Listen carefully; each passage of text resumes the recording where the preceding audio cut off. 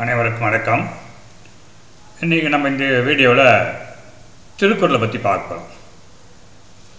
திருக்குறளில் அறத்துப்பாலில் துறவறிவியலில் அதிகாரம் 26 புலால் மறுத்தல் அப்படிங்கிற தலைப்பில் பார்க்க போகிறோம். நம்ம நார்மலாக சிக்கன், மட்டன், மீன் போன்ற அசைவ உணவுகளை சாப்பிட்டுட்ருக்குறோம். இது சரிதானா? வள்ளுவர் என்ன சொல்கிறாரு? இந்த அதிகாரம் 26 புலால் மறுத்தல்ல என்ன சொல்ல வர்றாருன்னு அதையும் பார்த்துடலாம். வாங்க வீடியோக்குள்ளே போகலாம். இந்த திருக்குறள் அறத்துப்பாலில் பாயிரம் 4 அதிகாரம், இல்லறவியல் 20 அதிகாரம், துறவறியல் 13 அதிகாரம், ஊழியல் 1 அதிகாரம், மொத்தம் 38 அதிகாரம் வச்சுருக்காரு அறத்துப்பாலில் திருவள்ளுவர். நம்ம பாயிரம் 4 அதிகாரம் முடிச்சிட்டோம், இல்லறவியல் 20 அதிகாரம் முடித்தோம், துறவரவியல் பார்த்துட்ருக்குறோம். துறவரவியல் அதில் 25வது அதிகாரம் அருளுடைமை அது முடித்தாச்சு. இப்போ நம்ம பார்த்துருக்குது அதிகாரம் 26 புலால் மறுத்தல் அப்படிங்கிற அதிகாரத்தை பார்த்துருக்கோம். வாங்க பார்க்கலாம். துறவரவியல் அதிகாரம் 26 புலால் மறுத்தல், மாமிசம் உண்ணக்கூடாது. திருக்குறள் 251 மொத்தம் அதிகாரம் 25 வரையும் முடிச்சிட்டோம். அதாவது 250 குறள் முடிச்சிட்டோம். இது 251வது குறள்.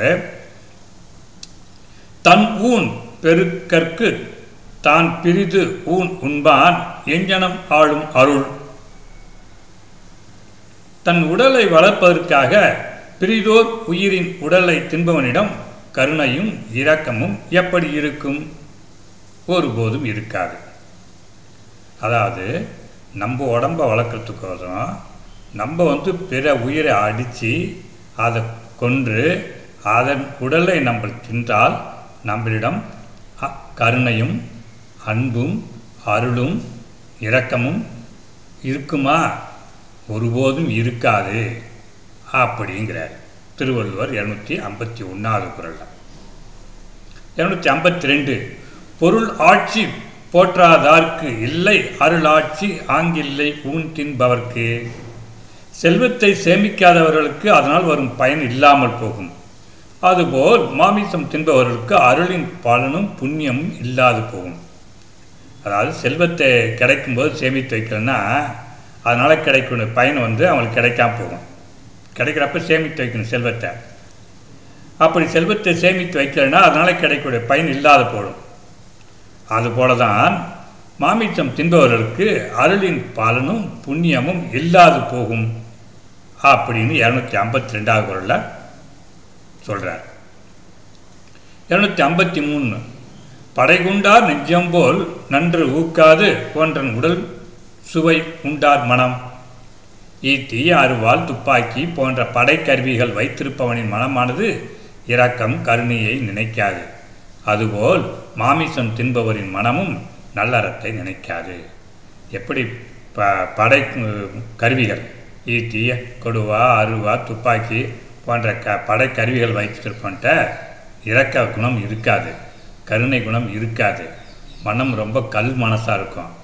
அதுபோல தான் மாமிசம் புலால் உண்பவரின் மனமும் நல்ல அறத்தை நினைக்காது, கருணையை நினைக்காது, எப்பொழுதும் கெட்டதை தான் நினைக்கும் அப்படின்னு 253வது குறளில் திருவள்ளுவர் சொல்கிறார். 254 அருள் அல்லது யாதனின் கொல்லாமை கோரல் பொருள் அல்லது அவ்வூன் திணல். எவ்வுயிரையும் கொல்லாதிருப்பதே அருள் கருணை. உயிர்களை கொன்று அதன் மாமிசத்தை தின்பது பாவம். எந்த உயிரையும் கொல்லாமல் இருப்பது தான் கருணையும் இரக்கமும் அருளும் ஆகும். உயிர்களை கொன்று அதன் மாமிசத்தை தின்பது பாவச் செயல் அப்படின்னு 254வது குறளில் சொல்கிறார். 255 உண்ணாமை உள்ளது உயிர்நிலை உண்ண அண்ணாத்தல் செய்யாது அலறு. பிற உயிர்களின் மாமிசத்தை உண்ணாத உடலே உயிர்நிலைக்கும் உடல். மாமிசம் உண்டால் நரகம்தான் செல்ல நேரிடும். பிற உயிர்களின் மாமிசத்தை உண்ணாத இருக்கிற உடல் தான் உயிர் நிலைக்கின்ற உடல். மாமிசம் உண்டால் நரகம்தான் போக நேரிடும் அப்படின்னு சொல்லி 255வது குறள் சொல்கிறார். 256 திணல் பொருட்டால் கொல்லாது உலகெனின் யாரும் விலை பொருட்டால் ஊன் தருவார் இல். தின்பதற்காக உயிர்களை கொலை செய்வோர் இல்லை என்றால் மாமிசத்தை விற்பவரும் இருக்க மாட்டார்கள்.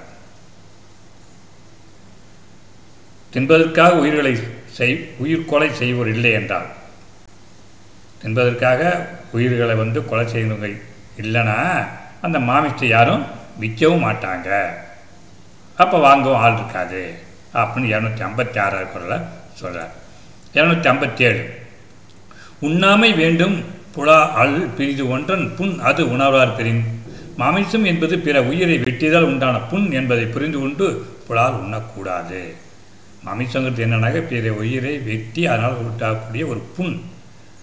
அந்த புண்ணை போய் நம்ம திங்கலாமா? அதை புரிஞ்சுக்கிட்டு யாரும் புலாலையும் மாமிசத்தையும் அசைவ உணவையும் உண்ணக்கூடாது அப்படின்னு 257 குறளில் புலால் உண்ணக்கூடாது அப்படிங்கிறார். 258 செய்யிரின் தலைப்பிரிந்த காட்சியார் உண்ணார் உயிரின் தலைப்பிரிந்த ஊன்.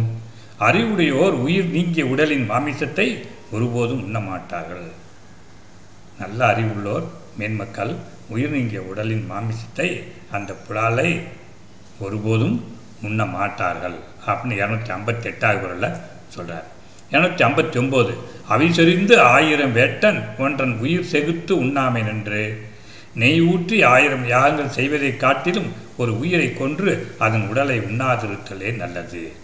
நெய்யை ஊற்றி 1000 கணக்காக யாகங்களை செய்வதை விட ஒரு உயிரை கொல்லாமல் அதனுடைய மாமிசை புலாலை உண்ணாதிருத்தலே ரொம்ப நல்லது, அந்த யாகம் வளர்க்கை விட சிறந்தது அப்படின்னு 259 குறளில் புலால் உண்ணாமையின் சிறப்பை பற்றி சொல்கிறார். 260 கொல்லான் புலாலை மறுத்தானை கைகூப்பி எல்லா உயிரும் தொழும்.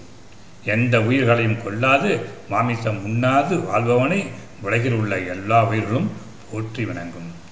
எந்த உயிரும் கொல்லாதிருந்து மாமிசத்தை புலாலையும் உண்ணாது இருந்தால் எல்லா உயிர்களும் அப்படி வாழும் மனிதரைக்கு போற்றி வணங்குவார்கள், எல்லா உயிர்களும் வணங்கும் அப்படின்னு சொல்லி திருவள்ளுவர் புலால் உண்ணாமைங்கிற அதிகாரம் 26 மாமிசம் உண்ணக்கூடாது, மாமிசம் உண்டால் அது பெரிய நம்மளுக்கு கேடாக முடியும், நரகம்தான் செல்ல நேரிடும். யாகங்கள் செய்வதை காட்டிலும் புலால் உண்ணாதிருத்தலே சிறந்தது. எல்லா உயிர்களும் புலால் உண்ணாதவர்களை போற்றி வணங்கும் அப்படின்னு சொல்லி புலால் உண்ணாமையின் சிறப்பை பற்றி திருவள்ளுவர் இந்த அதிகாரம் 26 அறிவுறுத்துகிறார். ஆதலால் நாமும் புலால் உண்ணாமல் மாமிசம் உண்ணாமல் பிறர் உயிரை கொள்ளாமல்